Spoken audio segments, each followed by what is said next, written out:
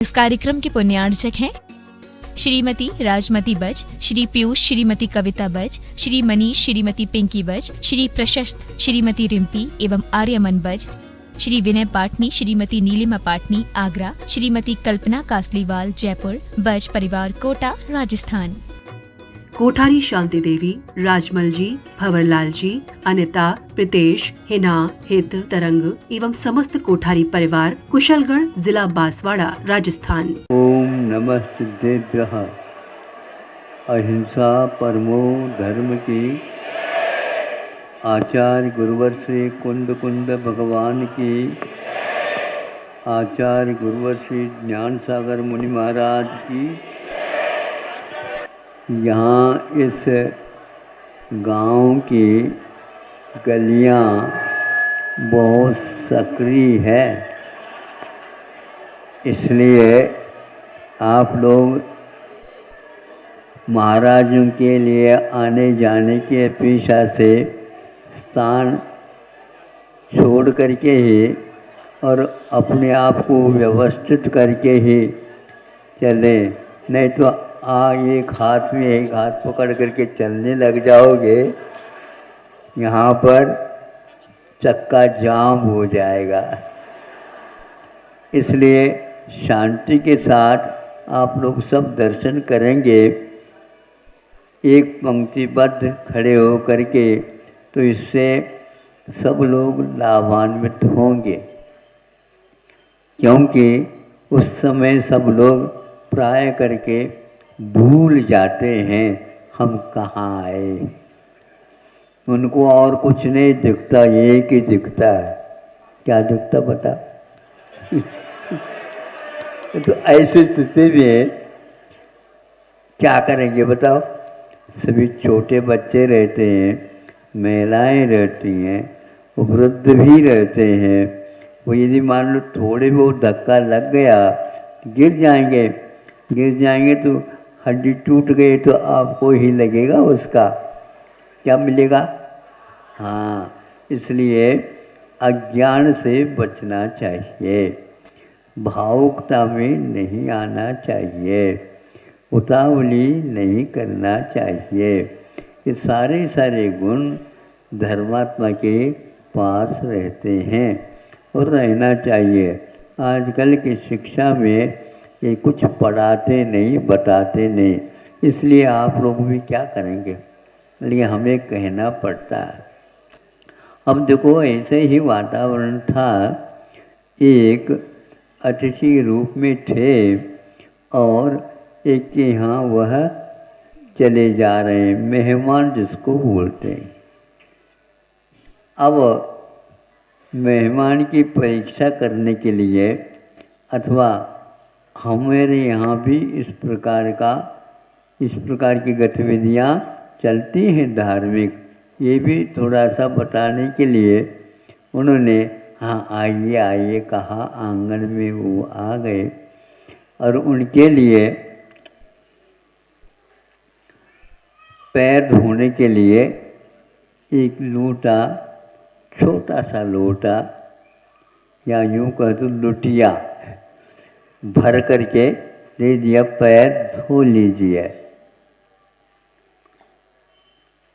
उससे पहले जब आंगन में वो आ गए, उसमें थोड़े से कीचड़ जैसा था,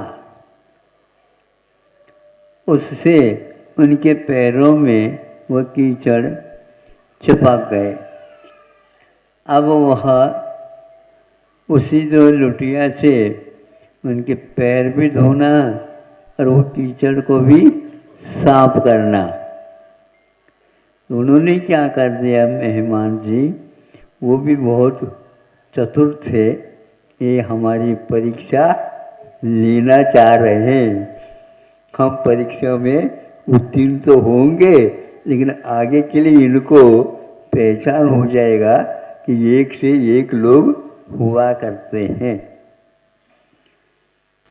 अब उन्होंने जो मिट्टी भी थे, उस मिट्टी के द्वारा उस सारे कीचड़ को साफ कर लिया।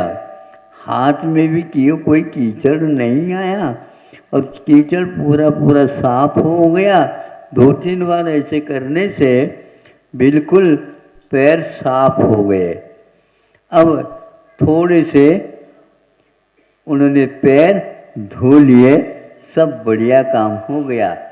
और कहा ये लुटिया में पानी अभी है, इसको जोखिम के साथ रख देता। ये तो दद्दा हमारे से भी आगे के है। हम सोचते थे हम कक्का बनेंगे, लेकिन ये तो दद्दा बन कर के आ गए। पहले के लोग इस प्रकार धार्मिक वातावरण में भी अपने आप को सुरक्षित रखते हुए दूसरे के लिए भी वह पाठ दे सकता है।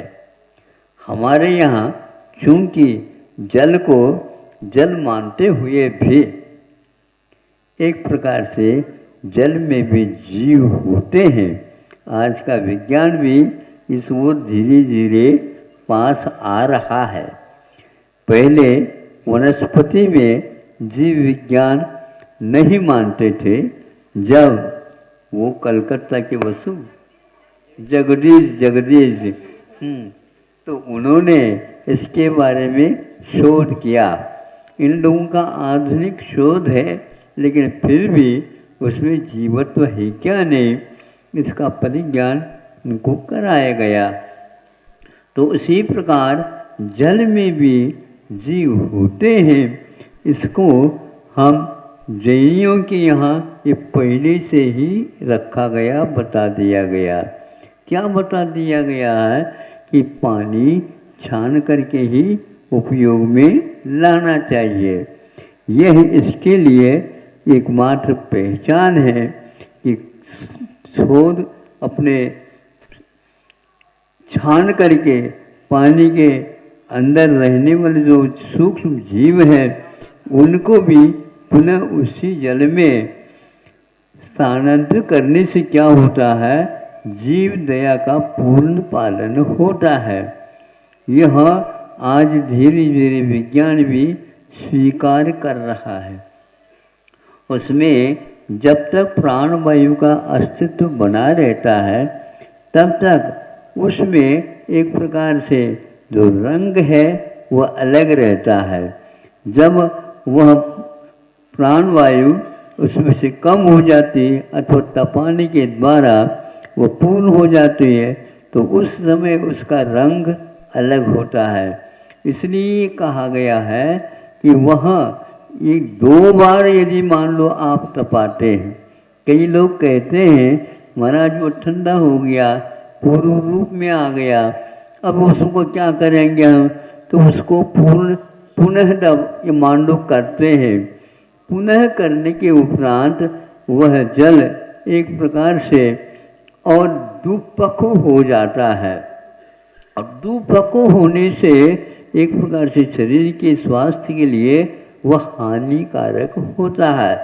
इसलिए बासा पानी का उपयोग नहीं करते और 2 बार उसको पकाने से उसका महत्व कम हो जाता है।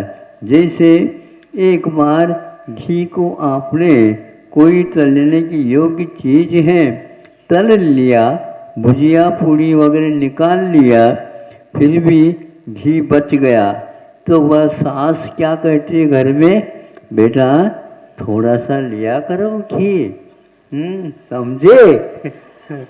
हाँ, अभी भी इसको 10 दिन और ले जाना है।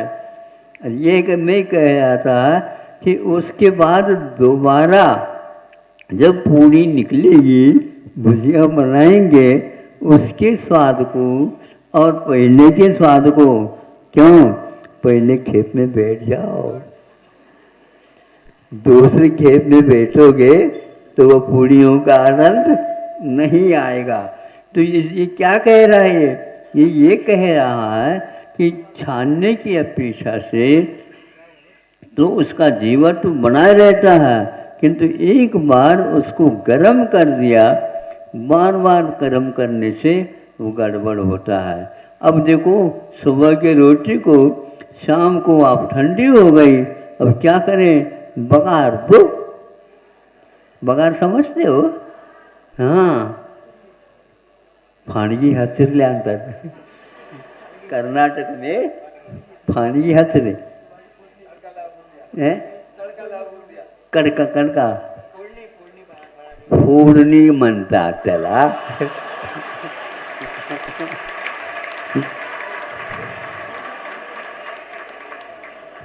समझ में आ गया? ऐसा ही धार्मिक विषय समझना चाहिए। तो पहले के लोग इससे बहुत अवगत रहते थे, बच्चों को भी सिखाते थे, उसके स्वाद में भी अंतर आता है। इसी प्रकार जल का स्वाद भी होता है कि उसमें भी अंतर आ जाता है। इसके कारण आज वर्तमान में जल को तो उपयोग में लाते हैं, छानने की पद्धति समाप्त हो गई। दूसरा, उसको गर्म करने की जो पद्धति रहती थी वह विषाक्त न हो, ज़्यादा उसको तपाने से और उबालने से, बार बार उबालने से उसमें जो सत्व है, जो हानिकारक तत्व उसमें आ जाते हैं और वह प्राण को जो स्फूर्ति देने वाले तत्व है वो नष्ट हो जाते हैं। इसलिए उस प्रकार के जल को अपने यहाँ निषिद्ध कहा है। दूसरे के काम में आप ले सकते हैं, किंतु उसका पुनः पुनः यदि करते हैं तो ठीक नहीं। तो बहुत लोगों के यहाँ जो शाम को इस प्रकार करते हैं अथवा शाम के जो है सुबह तक रखते हैं, तो उसके लिए दूसरे स्वाद लाने के लिए या स्वादिष्ट बनाने के लिए वह इस प्रकार उपयोग करते हैं, वह स्वास्थ्य के लिए हानिकारक है। अपने यहाँ इसको पहले से ही निषिद्ध किया गया है। ये इसलिए आहार ही औषध होता है और आहार प्राणों को बनाने के लिए, समृद्ध करने के लिए कारण होता है। प्राणों के रूप में परिणत होने की क्षमता अन्न के पास, भोजन के पास रहती है, लेकिन उसमें जो सत्व है वो यदि चला जाता है अग्नि इत्यादि के माध्यम से तो वह गड़बड़ होता है। अब देखो, ये एक उदाहरण देता हूँ। एक चूर्ण होता है और एक फाके होता है। एक आटा के रूप में पिष्ठी होती है और एक जो है चूर्ण होता है। तो ये दोनों एक प्रकार से भिन्न भिन्न संस्कारों को लेकर के औषध के निर्माण के क्षेत्र में काम में आते हैं। दूसरा तीसरा कौन सा आता है? काढ़ा। काढ़ा मानते हैं त्याला। काढ़ा का अर्थ क्या होता है? वह एक प्रकार से पानी में बनता है और उबाल देते हैं तो वह काढ़ा हो जाता है। किसी को खांसी हो जाए इत्यादि हो जाए तो अब पानी का स्वरूप बदलता जा रहा है। जब काढ़े से हम आगे बढ़ते हैं तो वह बनता है क्वाथ। तो वहाँ एक प्रकार से एक गिलास है, मान लो आधा गिलास रह जाता है अथवा चाराना भर रह जाता है, ये है क्वाथ कहलाता है। इसके पीने से खांसी आदि तो दूर हो सकते हैं, लेकिन पानी की प्यास वह बुझती नहीं है। इसलिए जल में भी इस प्रकार के तत्व रहते हैं जो हमारे लिए पौष्टिक होते हैं और आरोग्यप्रद भी रहते हैं। तो औषधि के लिए क्वाथ तो बताया, लेकिन पीने के लिए वह औषधि के रूप में लो, उसको किसी प्रकार से जल के रूप में मत लो। इसीलिए बच्चों को भी कह देना चाहिए, आज का जो जल आता है जो शीशी में, बोतल में भर भर करके आता है, उसमें अनेक प्रकार के तत्व हैं।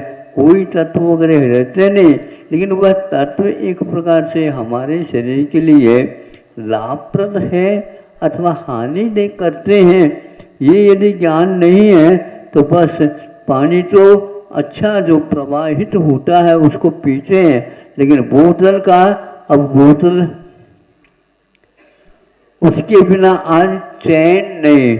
लेकिन हमारा कहना है ये धीरे धीरे रोग के लिए कारण होते जा रहे हैं।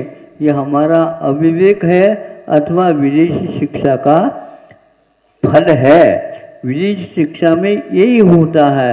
वह कब छाना क्या नहीं, ये कोई भी ज्ञान नहीं रहता। उसमें जीव रहते हैं, उसको छानते नहीं हैं, तो हमारे लिए सीधे पीते हैं तो निश्चित रूप से हानिकारक होते हैं। पेट में योनिस्थान बनने में देर नहीं लगता। पेट में यद्यपि जठराग्नि रहती है, फिर भी हम उसको सुरक्षित रखेंगे तो ये काम में आता है। पेट में जाने के उपरांत जो आपने भोजन किया है उसमें क्या होता है कि सचित यानी जिसके जीवत्व है उसका यदि सम्मिश्रण होता है तो वहाँ पर जीवों की भी उत्पत्ति हो जाती है। इसलिए द्विदल का विधान किया गया है। द्विदल दाल ले लो तो कोई बाधा नहीं है, लेकिन दाल को यदि हम मठा है या दही है इसके साथ लेते हैं तो भीतर जा कर के वह जीवों की उत्पत्ति में कारण हो जाता है। अपनी यहाँ घी तो अभक्ष नहीं कहा, लेकिन मक्खन को नवनीत को अभक्ष क्यों कहा? क्योंकि उसमें अंतर्मुहूर्त के उपरांत निश्चित रूप से लट जो द्वेंद्रियादिक जीव हैं उनकी उत्पत्ति हो जाती है। उसको चीज़ें हम ले लेंगे तो जीव सहित होने से रोग होने की संभावना रहती है। संभावना के पक्षी बात है, वो हो ही जाते हैं। उसको दूर करने के लिए अपने पास कोई औषध नहीं है, अपने पास और कोई रास्ता नहीं है। इसलिए आप लोग जीव विज्ञान के बारे में भी तो जानकारी लिया करो।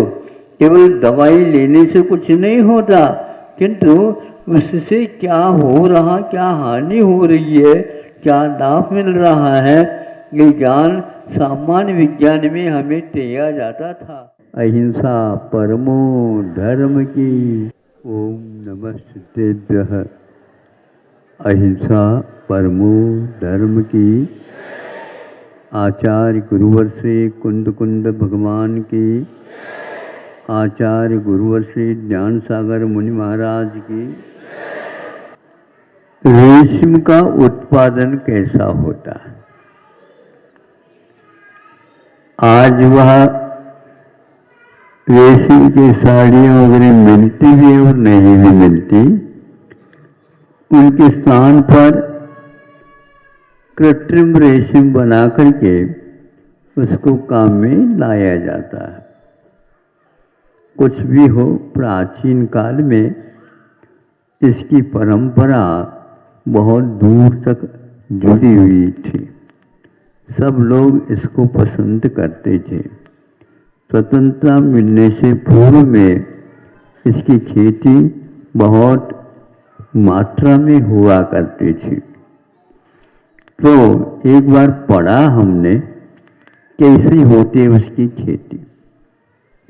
कोई बीज बोता हो, फिर इसके माध्यम से जैसे कपास की उत्पत्ति होती हो, उस प्रकार नहीं मानी जाती। फिर भी चीन पटवत कहा गया है।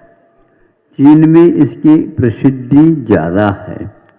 ये सर्वा सिद्धि का उल्लेख है कि वहाँ रेशम के कपड़े की भांति पीली रंग वाला होता है। उसको भूभूमि के जीव के लिए उपमा दी गई है। अब उस लेख पढ़ने के उपरांत लगा कि संसारी प्राणी कितनी विषयों में रमता रहता है। कपड़ा तो पहनना ये ठीक है लज्जा को ढकने के लिए और धूप से बचने के लिए आदि आदि, किंतु उसमें भी यह विषय ढूंढता है। उसमें भी यह अपनी लोलुपता का प्रदर्शन करता है और इस प्रकार के वस्त्र पहन करके वह दूसरे के सामने मना बग जरा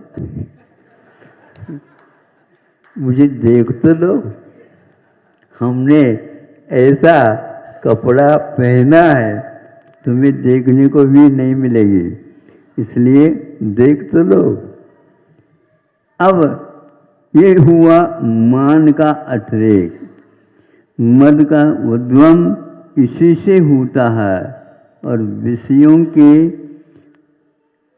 लोभ लालच के कारण अपने आप को महान उस कर्म से बांध देता है संसारी प्राणी। उसमें पड़ा था कि जो मालिक होते हैं तो उसके उत्पादन कैसे करते हैं, लाखों कीड़े पालते हैं और उनको पाल करके उनके लिए अलग अलग प्रकार का उसकी खुराक रहती है। पत्तों को वो खिलाया जाता है, वो पत्ते वो रखते ही वो उसको खा लेते हैं।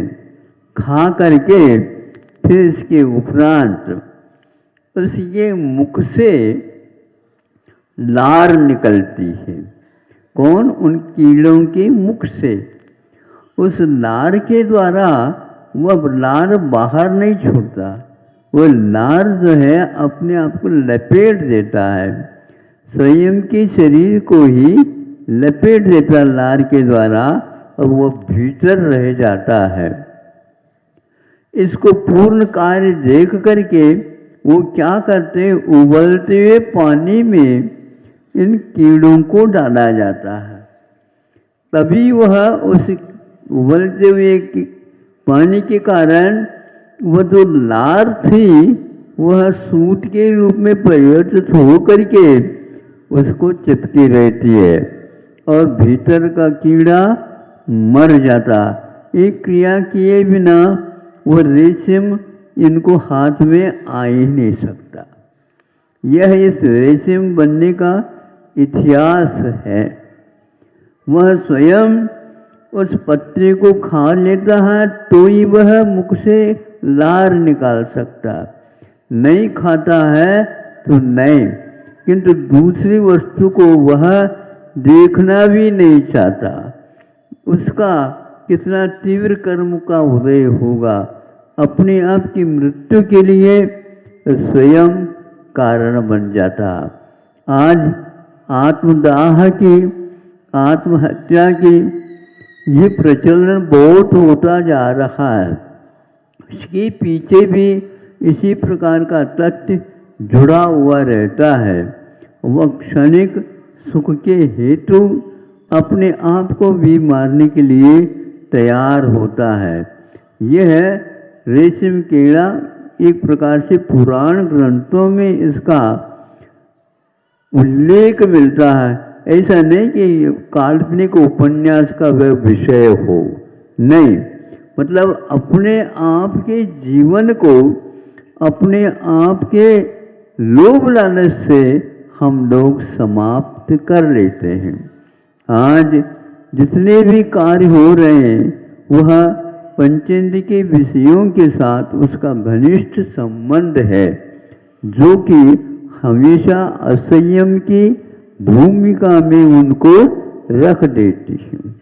असंयम एक ऐसी मार्गना है वह ज़्यादा दिन टिकेगी, सम्यक दर्शन के लिए भी घातक सिद्ध हो जाता है।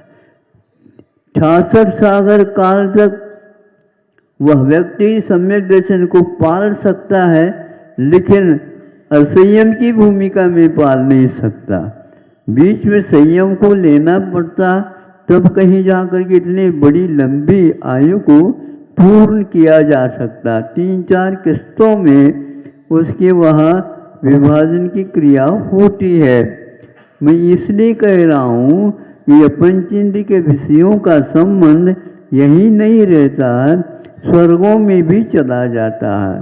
स्वर्गों में भी इस प्रकार के इंद्रियों के विषयों के निमित्त वह अपने आप को आत्मदाह के रूप में स्पष्ट काम में लाता है। वह कीड़ा मर गया, उसके लार को रेशम का रूप दे दिया गया और इस प्रकार लाखों कीड़े जब बनते हैं, सुन रहे हैं आप, तो आपके साड़ियाँ बनती हैं, आपके लिए कोसा का साफा बांधा जाता है, आपके लिए और भी रेशम के शाल वगैरह बनाए जा सकते हैं, बनाते हैं।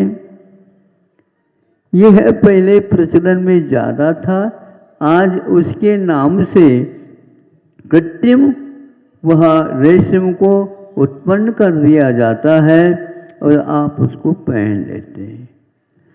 पहनना अनिवार्य ठीक है, लेकिन कषाय के वशीभूत होकर के पहनना, उसे कभी भी इस शरीर से मुक्ति नहीं मिलेगी। आप लोग अपने मुक्ति को चाहते हो? मुक्ति का अर्थ कोई मालूम है आप लोगों को? शरीर जब छूटता है तब वो मिलती है। शरीर तो कभी मृत्यु हो जाए तो मिट ही जाता है, ऐसा मिटना नहीं, किंतु दोबारा शरीर मिले ही नहीं।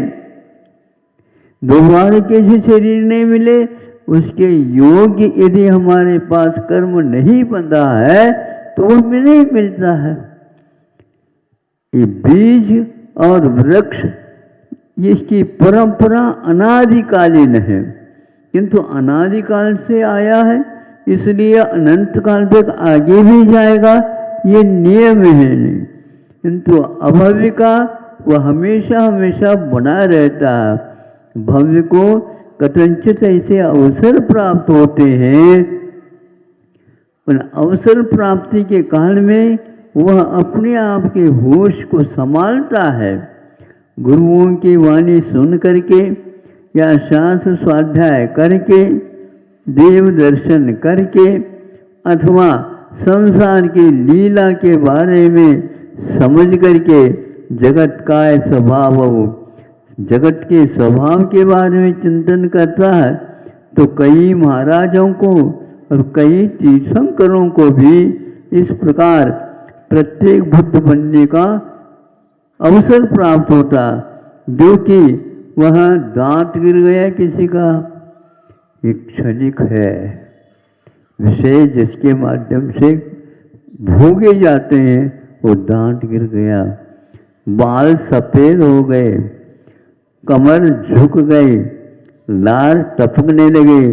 ऐसे यदि वृद्ध का दर्शन आप करते हैं तो उसके लिए सम्यक दर्शन के लिए कारण वृद्धों के दर्शन करना चाहिए। शुद्ध वृद्धों की सेवा करने से ये प्राप्त हो जाता।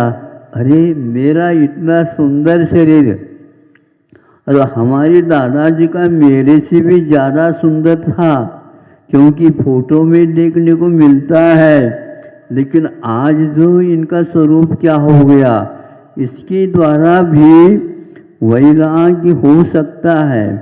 आप लोगों को होता है कि नहीं, ये तो हम एकदम खुलासा तो नहीं कर सकते।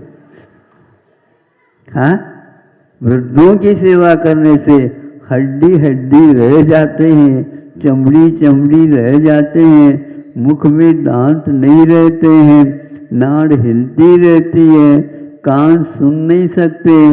अब क्या पंचेंद्र के विषय भोगने में आते ही नहीं, फिर भी दादा की चिंता ये रहती है आगे मैं कहाँ जा रहा हूँ, वहाँ हमारे लिए सब शुभ संकेत मिलती रहे, ये इच्छा करता है तो वह निदान बंद कर लेता है। आप भी ऐसा चाहो तो देख लो, भूल करके नहीं करना। हाथी यदि फूकट में मिलता है तो कभी भी नहीं लेना। नहीं समझते, उसको रख रखाव बहुत कठिन होता है। बड़ी बिल्डिंग बना ली, देखभाल नहीं होता तो ताले डालने पड़ते हैं, और ताले लग गए तो कुछ ही उसका उपयोग क्या है। तो भूत लोग कहते हैं, भूत पिशाच, वो हम यहाँ पर रहते हैं और उसमें कोई भी जा नहीं सकता, जाएगा तो वह ऊपरी वादा चिपक जाएगी। इसलिए बड़े भवन बनाने का विकल्प बोलो है।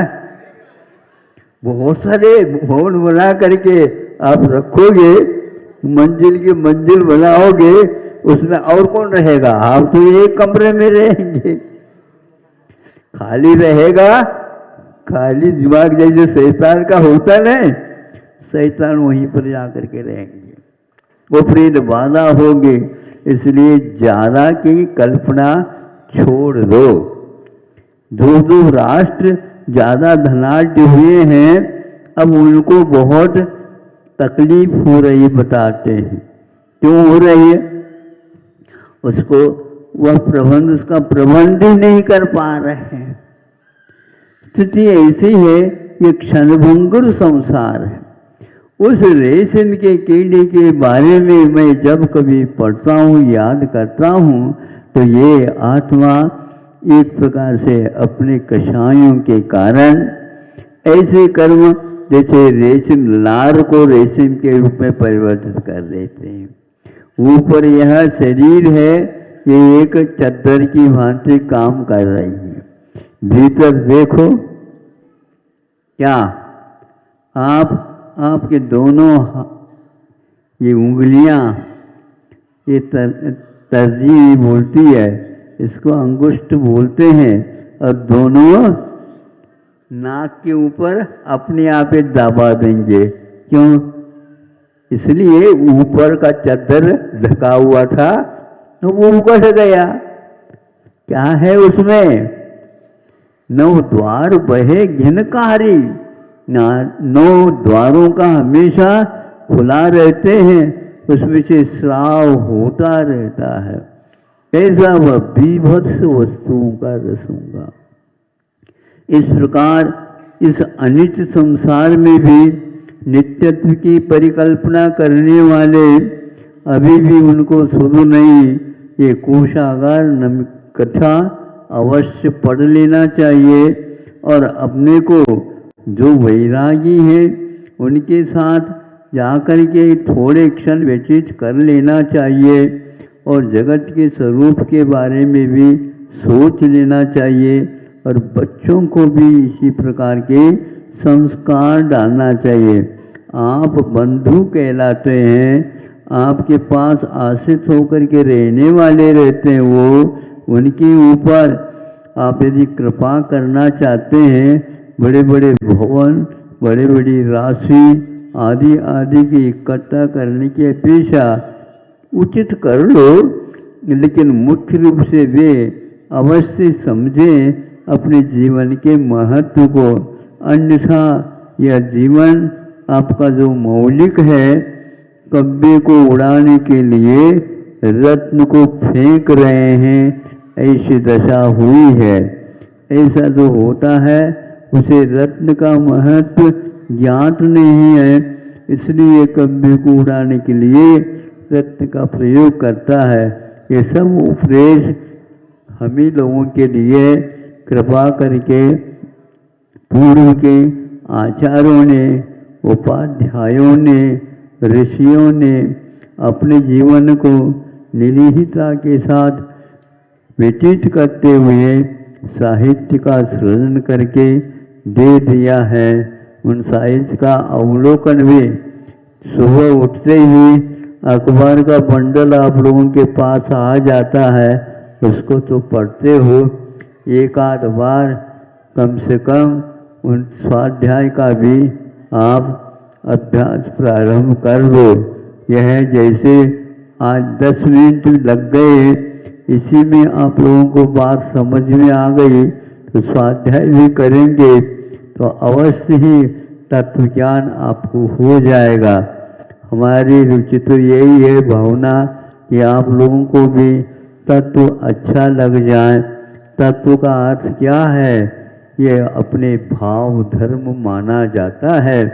इस भाव धर्म को समझेंगे, किस वस्तु का क्या धर्म है, किस वस्तु का क्या तत्व है, किस वस्तु को हम उपयोग में ला सकते हैं, किसको नहीं ला सकते हैं, कितनी मात्रा में उसको ला सकते हैं, उसके बिना भी हमारा जीवन चल सकता है क्या नहीं, ये सब बातें समझने की हैं। खाते हो, पीते हो, सोते हो, सब कुछ क्रियाएं करते हो, किंतु वो कहाँ तक उचित है, कितनी मात्रा में होना चाहिए, इसका भी विवेक होना चाहिए। रात के 12 बजे सोए और दिन के 12 बजे भी 5 बार उठाना पड़े, नहीं उठे तो अब कहाँ तक दया करेंगे। और आपके उठाने के लिए ही काम करें, वो अपने घर का भी काम करें या न करें, किसी किसी को मालूम नहीं पड़ता। अभी तो 12 बजा है, 12 दिन का है क्या रात का है, बोलो, मालूम नहीं पड़ता। और आजकल सूर्य नारायण का दर्शन ही नहीं होता।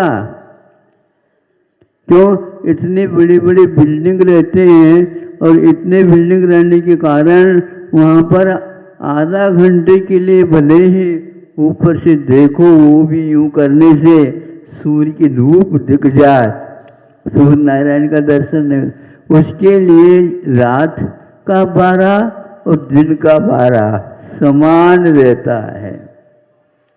दिन में भी लाइट की आवश्यकता है, तो अब आंखों की क्या आवश्यकता, जब लाइट है तो काम दे दो। ये स्थिति हो गई है, ये अच्छा है क्या? ये विज्ञान का फल है, जो एक प्रकार से सुविधा के लिए थी, वह बहुत प्रकार के दुविधाओं से युक्त है। ये अब समझ में आ रहा है। जितना समझ में आ जाए और उसके बारे में सोच ले, समझ ले और निर्णय ले ले तो बहुत अच्छा है। वृद्धावस्था में निर्णय लेना बहुत कठिन होता है। इस समय विषयों से बच कर के निर्णय लेना भी बहुत कठिन है, फिर भी यह कार्य आपके लिए हो सकता है। बाद में पश्चाताप करने की अपेक्षा से यह ग्रंथ आदि का वाचन भी हम लोगों के लिए सुखदायी है। यही काम करें। अहिंसा परमो धर्म की जय। ओम नमः सिद्धेभ्यः। अहिंसा परमो धर्म की। आचार्य गुरुवर श्री कुंद कुंद भगवान की। आचार्य गुरुवर श्री ज्ञान सागर मुनि महाराज की। रेशम का उत्पादन कैसा होता है? आज वह रेशम की साड़ियाँ वगैरह मिलती भी है और नहीं भी मिलती। उनके स्थान पर कृत्रिम रेशम बना करके उसको काम में लाया जाता है। कुछ भी हो, प्राचीन काल में इसकी परंपरा बहुत दूर तक जुड़ी हुई थी। सब लोग इसको पसंद करते थे। स्वतंत्रता मिलने से पूर्व में इसकी खेती बहुत मात्रा में हुआ करती थी। तो एक बार पढ़ा हमने कैसे होती है उसकी खेती। कोई बीज बोता हो, फिर इसके माध्यम से जैसे कपास की उत्पत्ति होती हो, उस प्रकार नहीं मानी जाती। फिर भी चीन पटवट कहा गया है। चीन में इसकी प्रसिद्धि ज़्यादा है।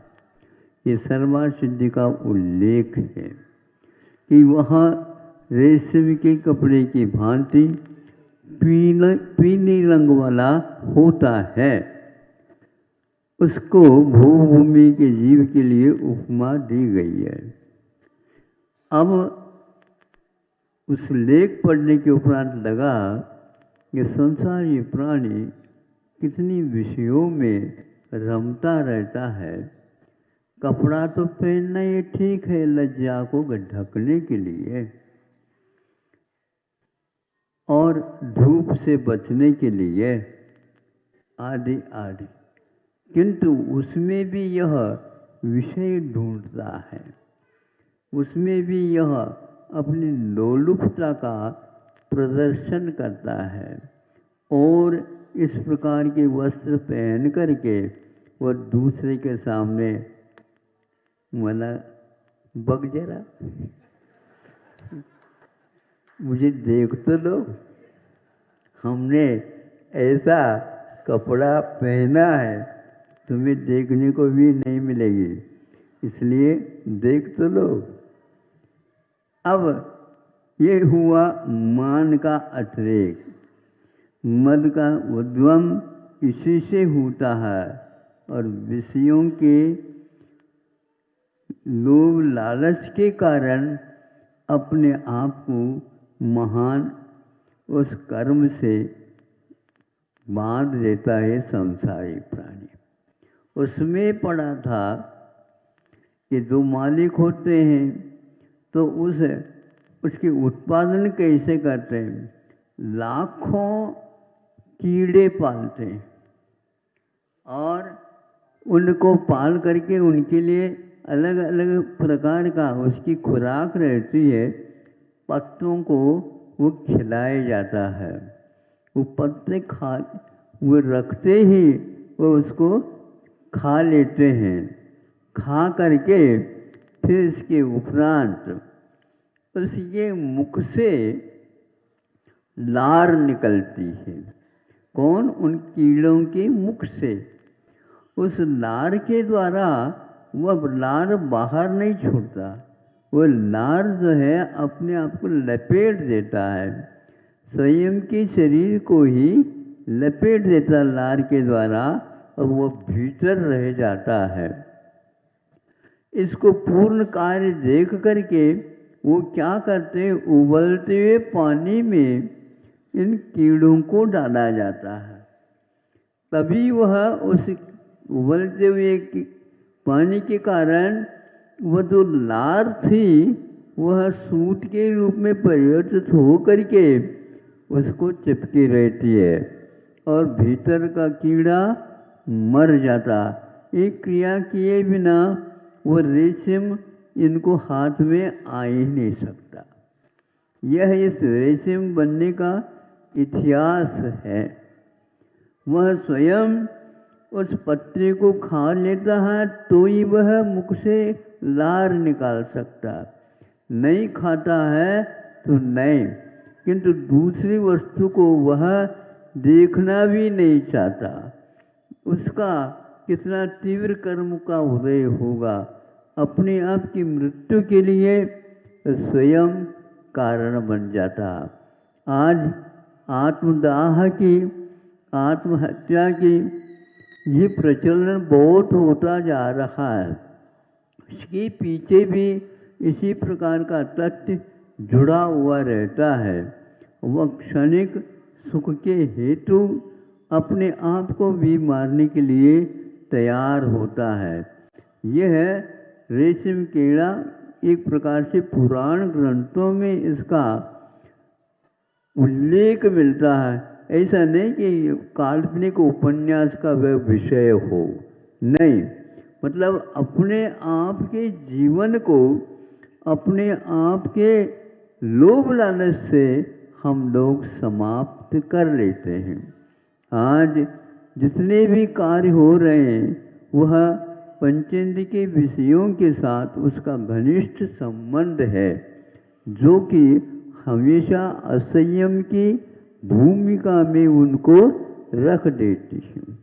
असंयम एक ऐसी मार्गना है वह ज़्यादा दिन टिकेगी, सम्यक दर्शन के लिए भी घातक सिद्ध हो जाता है। 66 सागर काल तक वह व्यक्ति सम्यक दर्शन को पाल सकता है, लेकिन असंयम की भूमिका में पाल नहीं सकता। बीच में संयम को लेना पड़ता, तब कहीं जाकर के इतनी बड़ी लंबी आयु को पूर्ण किया जा सकता। 3-4 किस्तों में उसके वहाँ विभाजन की क्रिया होती है। मैं इसलिए कह रहा हूँ कि पंचेंद्र के विषयों का संबंध यही नहीं रहता, स्वर्गों में भी चला जाता है।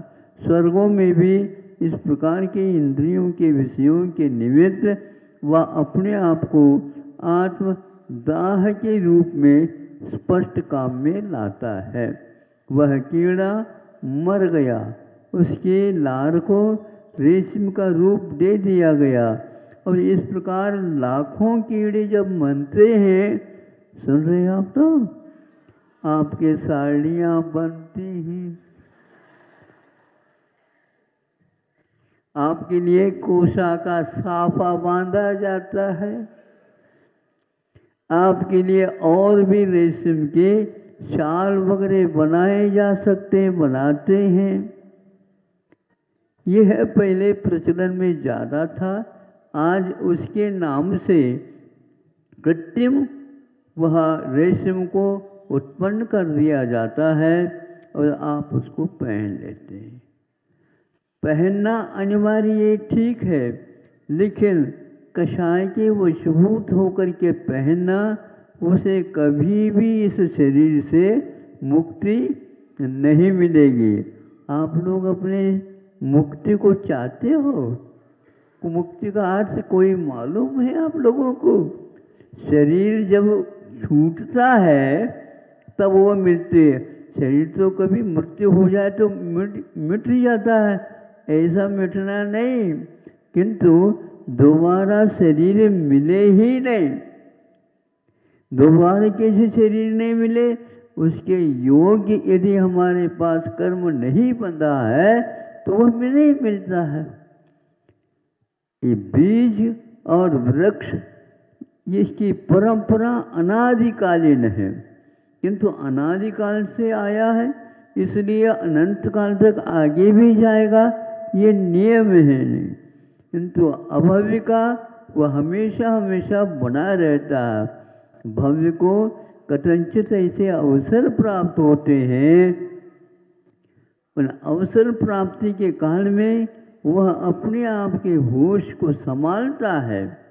गुरुओं की वाणी सुन करके या शास्त्र स्वाध्याय करके, देव दर्शन करके, अथवा संसार की लीला के बारे में समझ करके जगत का स्वभाव, जगत के स्वभाव के बारे में चिंतन करता है, तो कई महाराजों को और कई तीर्थंकरों को भी इस प्रकार प्रत्येक बुद्ध बनने का अवसर प्राप्त होता, जो कि वह दांत गिर गया किसी का, एक क्षणिक है विषय जिसके माध्यम से भोगे जाते हैं, वो दांत गिर गया, बाल सफ़ेद हो गए, कमर झुक गई, लार टपकने लगे। ऐसे यदि वृद्ध का दर्शन आप करते हैं तो उसके लिए सम्यक दर्शन के लिए कारण वृद्धों के दर्शन करना चाहिए। शुद्ध वृद्धों की सेवा करने से ये प्राप्त हो जाता। अरे मेरा इतना सुंदर शरीर, और हमारे दादाजी का मेरे से भी ज़्यादा सुंदर था, क्योंकि फोटो में देखने को मिलता है, लेकिन आज जो इनका स्वरूप क्या हो गया, इसके द्वारा भी वैराग्य हो सकता है। आप लोगों को होता है कि नहीं, ये तो हम एकदम खुलासा तो नहीं कर सकते। हाँ, वृद्धों की सेवा करने से हड्डी हड्डी रह जाते हैं, चमड़ी चमड़ी रह जाते हैं, मुख में दांत नहीं रहते हैं, नाड़ हिलती रहती है, कान सुन नहीं सकते। अब क्या पुंचेंद्र के विषय भोगने में आते ही नहीं, फिर भी दादा की चिंता ये रहती है आगे मैं कहाँ जा रहा हूँ, वहाँ हमारे लिए सब शुभ संकेत मिलती रहे, ये इच्छा करता है, वह निदान बंद कर लेता है। आप भी ऐसा चाहो तो देख लो, भूल करके नहीं करना। हाथी यदि फूकट में मिलता है तो कभी भी नहीं लेना। नहीं समझते, उसको रख रखाव बहुत कठिन होता है। बड़ी बिल्डिंग बना दी, देखभाल नहीं होता तो ताले डालने पड़ते हैं, और ताले डल गए तो कुछ ही उसका उपयोग क्या है। तो भूत लोग कहते हैं, भूत पिशाच, वो हम यहाँ पर रहते हैं और उसमें कोई भी जा नहीं सकता, जाएगा तो वह ऊपरी बाधा चिपक जाएगी। इसलिए बड़े भवन बनाने का विकल्प बोलो, हैं? बहुत सारे भवन बना करके आप रखोगे, मंजिल की मंजिल बनाओगे, उसमें और कौन रहेगा? आप तो एक कमरे में रहेंगे, खाली रहेगा, खाली दिमाग जैसे शैतान का होता नहीं, शैतान वहीं पर जा कर के रहेंगे, वो प्रेत बाधा होंगे। इसलिए ज़्यादा की कल्पना छोड़ दो। दो दो राष्ट्र ज़्यादा धनाढ्य हुए हैं, अब उनको बहुत तकलीफ हो रही बताते हैं। क्यों हो रही है? उसको वह प्रबंध, उसका प्रबंध ही नहीं कर पा रहे हैं। स्थिति ऐसी है, ये क्षणभंगुर संसार है। उस रेशम के कीड़े के बारे में मैं जब कभी पढ़ता हूँ, याद करता हूँ, तो ये आत्मा एक प्रकार से अपने कषायों के कारण ऐसे कर्म, जैसे रेशम लार को रेशम के रूप में परिवर्तित कर देते हैं। ऊपर यह शरीर है, ये एक चद्दर की भांति काम कर रही है। भीतर देखो क्या आपके दोनों ये उंगलियां, ये तर्जीह बोलती है, इसको अंगुष्ठ बोलते हैं, और दोनों नाक के ऊपर अपने आप ही दबा देंगे। क्यों? इसलिए ऊपर का चद्दर ढका हुआ था तो वो उकड़ गया। क्या है उसमें? 9 द्वार बहे घिनकारी, 9 द्वारों का हमेशा खुला रहते हैं, उसमें से श्राव होता रहता है। कैसा वह बीभत्स वस्तुओं का रसूंगा। इस प्रकार इस अनित्य संसार में भी नित्यत्व की परिकल्पना करने वाले अभी भी उनको सुध नहीं। ये कोशागार कथा अवश्य पढ़ लेना चाहिए और अपने को जो वैरागी हैं उनके साथ जाकर के थोड़े क्षण व्यतीत कर लेना चाहिए और जगत के स्वरूप के बारे में भी सोच लेना चाहिए और बच्चों को भी इसी प्रकार के संस्कार डालना चाहिए। आप बंधु कहलाते हैं, आपके पास आश्रित होकर के रहने वाले रहते हैं, वो उनके ऊपर आप यदि कृपा करना चाहते हैं, बड़े बड़े भवन, बड़े बड़ी राशि आदि आदि की इकट्ठा करने की अपेक्षा उचित कर लो, लेकिन मुख्य रूप से वे अवश्य समझें अपने जीवन के महत्व को। अन्यथा यह जीवन आपका जो मौलिक है, कब्बे को उड़ाने के लिए रत्न को फेंक रहे हैं, ऐसी दशा हुई है। ऐसा जो होता है उसे रत्न का महत्व ज्ञात नहीं है, इसलिए कब्बे को उड़ाने के लिए रत्न का प्रयोग करता है। ये सब उपदेश हम ही लोगों के लिए कृपा करके पूर्व के आचार्यों ने, उपाध्यायों ने, ऋषियों ने अपने जीवन को निरीहता के साथ व्यतीत करते हुए साहित्य का सृजन करके दे दिया है। उन साहित्य का अवलोकन भी सुबह उठते ही अखबार का बंडल आप लोगों के पास आ जाता है, उसको तो पढ़ते हो, एक आध बार कम से कम उन स्वाध्याय का भी आप अभ्यास प्रारंभ कर दो। यह जैसे आज 10 मिनट लग गए, इसी में आप लोगों को बात समझ में आ गई, तो स्वाध्याय भी करेंगे तो अवश्य ही तत्व ज्ञान आपको हो जाएगा। हमारी रुचि तो यही है, भावना कि आप लोगों को भी तत्व अच्छा लग जाए। तत्व का अर्थ क्या है? ये अपने भाव धर्म माना जाता है। इस भाव धर्म को समझेंगे, किस वस्तु का क्या धर्म है, किस वस्तु का क्या तत्व है, किस वस्तु को हम उपयोग में ला सकते हैं, किसको नहीं ला सकते हैं, कितनी मात्रा में उसको ला सकते हैं, उसके बिना भी हमारा जीवन चल सकता है क्या नहीं, ये सब बातें समझने की हैं। खाते हो, पीते हो, सोते हो, सब कुछ क्रियाएं करते हो, किंतु वह कहाँ तक उचित है, कितनी मात्रा में होना चाहिए, इसका भी विवेक होना चाहिए। रात के 12 बजे सोए और दिन के 12 बजे भी 5 बार उठाना पड़े, नहीं उठे तो अब कहाँ तक दया करेंगे। और आपके उठाने के लिए ही काम करें, वो अपने घर का भी काम करें या न करें, किसी किसी को मालूम नहीं पड़ता। अभी तो 12 बजा है, 12 दिन का है क्या रात का है, बोलो, मालूम नहीं पड़ता। और आजकल सूर्य नारायण का दर्शन ही नहीं होता। क्यों?